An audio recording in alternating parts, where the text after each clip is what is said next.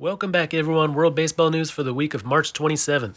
Last week was the conclusion of the biggest World Baseball Classic ever, a championship game for the ages between two of the world's biggest baseball powerhouses.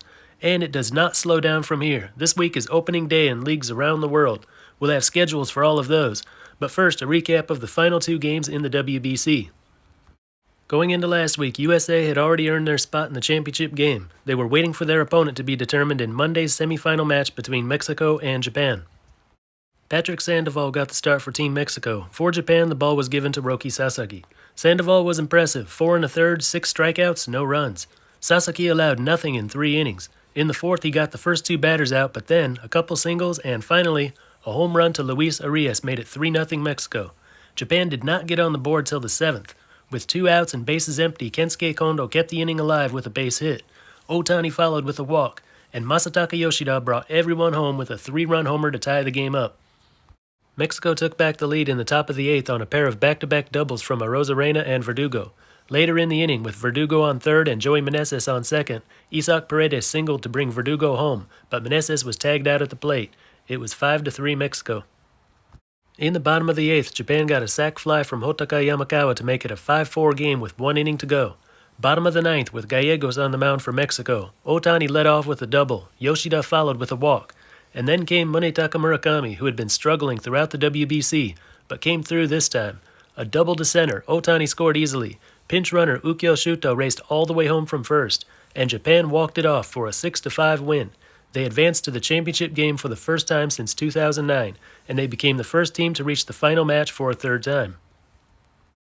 Yoshida's 3-run homer in the 7th brought his RBI total up to 13 for this WBC, a new record for a single WBC. That's also the Team Japan record for most career RBI in the WBC. Mexico played great in this WBC. They made it to the semifinals for the first time, had Japan beat through 8 innings, beat USA earlier in the tournament, beat Puerto Rico too.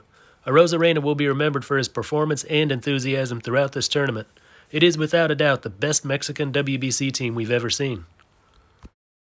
That set up a championship match between Japan and USA, a rematch of the 2017 semifinals, won by USA, and the 2009 semifinals, won by Japan.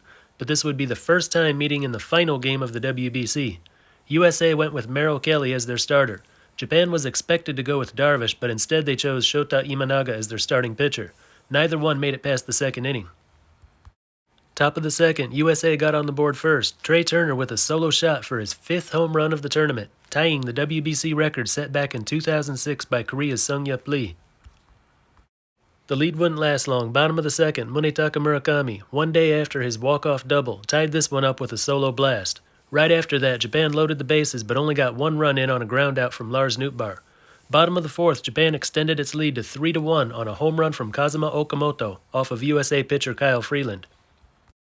The score stayed that way for a while. 4 Japan relievers combined for 5 shutout innings. In the 8th, Yu Darvish gave up a solo homer to Kyle Schwarber, and it was 3-2 Japan.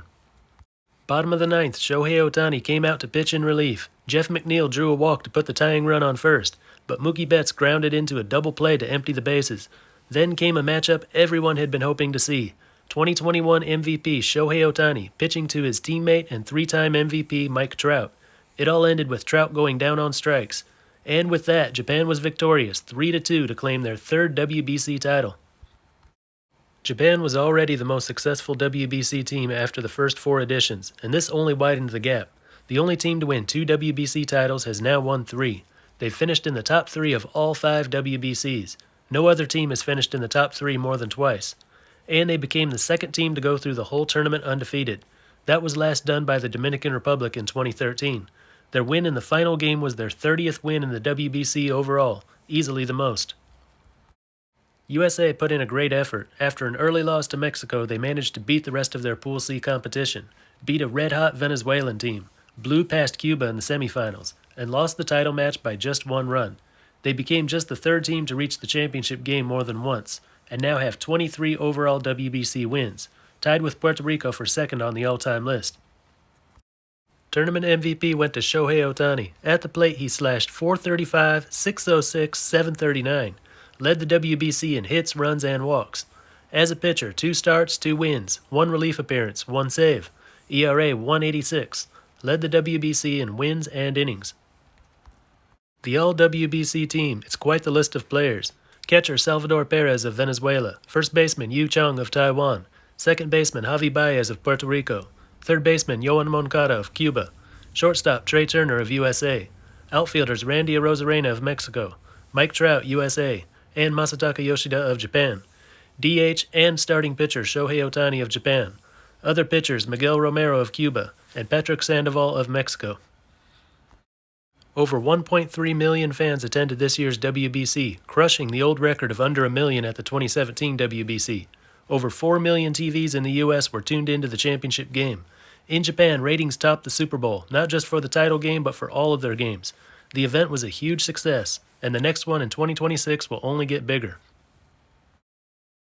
And now that the WBC is all over and done with, it's time for opening day. Seasons get underway this week in Japan, Korea, Taiwan, Cuba, and a few countries in Europe. The NPB season in Japan opens on Thursday, March 30th at the brand new S-Con Field in Hokkaido, the new home for the Hokkaido Nippon Ham Fighters. The 35,000-seat ballpark will be played in for the first time when the Rakuten Eagles come to visit. That is the only game on Thursday. Start time is 6:30 p.m. in Japan, 5:30 a.m. Eastern. On Friday, the other 10 teams take the field. Dragons at Giants, Carp at Swallows, Bay Stars visit the Tigers at Kyocera Dome, Buffaloes begin their title defense visiting the Lions, and Marines at Hawks. Saturday, all 12 teams will be in action for the first time, playing the season's first day games. Then one more time on Sunday, again all day games. Start times are 1 or 2 p.m. in Japan, midnight or 1 a.m. Eastern. In Korea, opening day for the 42nd season of the KBO is set for Saturday, April 1st. All-day games on opening weekend, starting at 2 p.m. in Korea, 1 a.m. Eastern. Eagles at Heroes, Tigers visit the defending champion SSG Landers, Twins at Wiz, Giants at Bears, and Dinos at Lions. In Taiwan, 3 games are scheduled for opening weekend, only one on Saturday. As they do every year, the first game will be a rematch of last year's Taiwan series. The CTBC brothers will be at home, welcoming the Rakuten Monkeys, the team they swept in the Taiwan series last year, on the way to their second straight title. Sunday, brothers at home again, welcoming the Dragons, and the Monkeys will play their home opener taking on the Guardians. Only the Uni Lions will not play on opening weekend. All games start at 5 p.m. Taiwan time. That's 5 a.m. Eastern.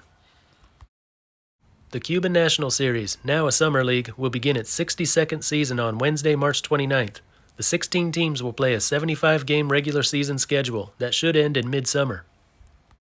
Here is the schedule for the opening weekend. Ciego de Avila at Industriales, Cienfuegos at Villa Clara, Camagüey at Sancti Spiritus, Isla Juventud at Las Tunas, Mayabeque at Holguin. Then the big one, Matanzas at Granma in a rematch of last year's final series, won by Granma. Artemisa at Santiago, and Pinar del Rio at Guantanamo. Opening day in 3 European leagues this week. The rest will get started in the next couple weeks. As you can see there, the French league has already played 2 weekends. Not shown here is the Spanish league. That got underway last week. Tenerife Marlins began their title defense by winning all 4 games last week to start the season. Czech baseball Extraliga will open its season on Friday, March 31st. Eros Ostrava visits Sokol Hluboka, while Trebek Nuclears visits Eagles Praha. Saturday, Technika Brno at Hrosy Brno. Drosy Brno, fresh off of winning their 23rd Czech series last season, will open their season at Tempo Praha. Eagles at Nuclears, Eros at Hluboka, and Technika at Hrosy. Same matchups on Sunday, home and away reversed. Start times are listed here, subtract 5 hours for Eastern Time.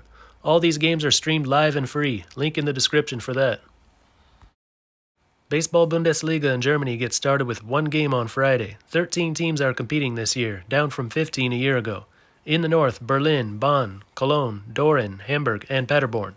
7 teams in the south, Regensburg, Heidenheim, Mainz, Mannheim, Haar, Stuttgart, and a new team, Hunstetten. Friday, Heidenheim at Mannheim. Saturday, Hunstetten at Haar, Heidenheim at Mannheim again. Hamburg at Doren, Berlin at Cologne. Bonn Capitals begin their title defense with a rematch of last year's championship series with the Paderborn Untouchables. And Mainz is at Stuttgart.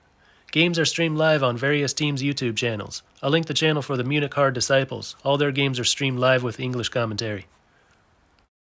And that's all for this one. Until next time, this is Baseball International. See ya.